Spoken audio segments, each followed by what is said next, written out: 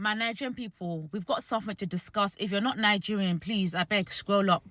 But if you want to stay, you can stay and observe. Observe, just observe. Enyomo Yoruba. In fact, not even just Yoruba people. If you're Nigerian in general, class is in session. I've got my notebook and my pen. Oh yeah, go and get your pen and paper and let's discuss something right now. When our parents came to the UK, to the US, Canada, or wherever they chose to migrate to, they came with a lot of cultural practices. And I want to know, how come these cultural practices, we are not continuing them? Because I remember back in the day, for example, we used to do all-nighters. Now, the only celebrations that we do is like Nigerian weddings. Those all-nighters, everyone will be wearing their ashoke, their ashoebi.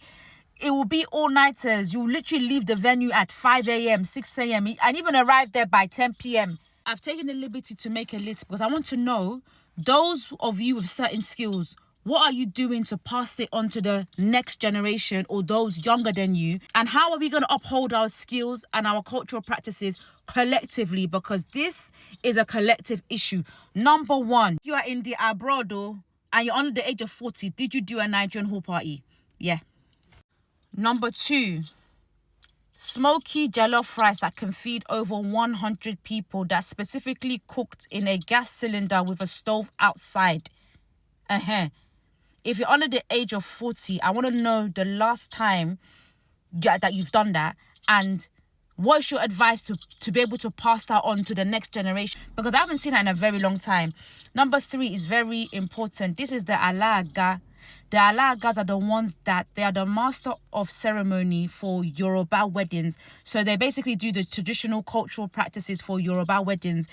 They sing, they introduce the bride to the groom. They just do so many things. And I personally call them cultural custodians because the way they navigate, they're so knowledgeable with the music, the cultural customs of Yoruba weddings. I know there's quite a few here in the UK, but I want to know, if you're under the age of 40, do you have interest in being an alaga, and what are the steps you're taking to actually be a traditional master of ceremony for traditional Yoruba weddings? Because that one is very important. And if you are an alaga and you're based in the UK, US, how are you teaching the younger generation to uphold the skills that you currently have? Because that one is very important. Number four is, if you are a drummer and you specifically play the ganga, that's a specific drum. I want to know, how are you passing this on to the next generation? Because I know a lot of people play that in the white garment church and in general. I don't know like the age range, because I know that a lot of people play the drums, but I want to know, how are you actually passing your skills on to the younger generation? Also, this one is like a kind of like a religious thing, depending on what religion you are. So whether Muslim, Christian, etc. Traditional naming ceremony.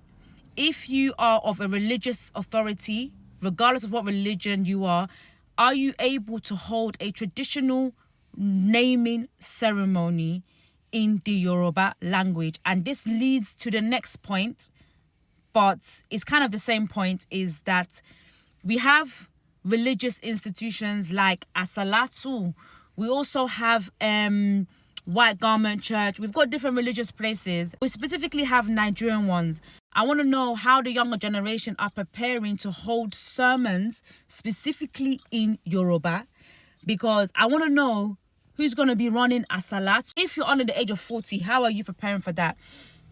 The next one is herbal knowledge. Agbo jedi or just Agbo. Anyone under the age of 40 that's based in the diaspora, are you knowledgeable in making herbs, specifically traditional Nigerian herbs like Agbo? Do you have it in your family? Are you learning? And yeah, that's it in a nutshell, because this video is longer than I thought it would be. But yeah, let's discuss. Comment, tag, email me. Let's discuss how we're going to pass this on to the next generation, how we're going to keep on holding on to specific elements of the culture. Obviously, I couldn't do everything, but I know there's some things that I've probably missed out. Please comment. Let's have a discussion, because this is very, very important.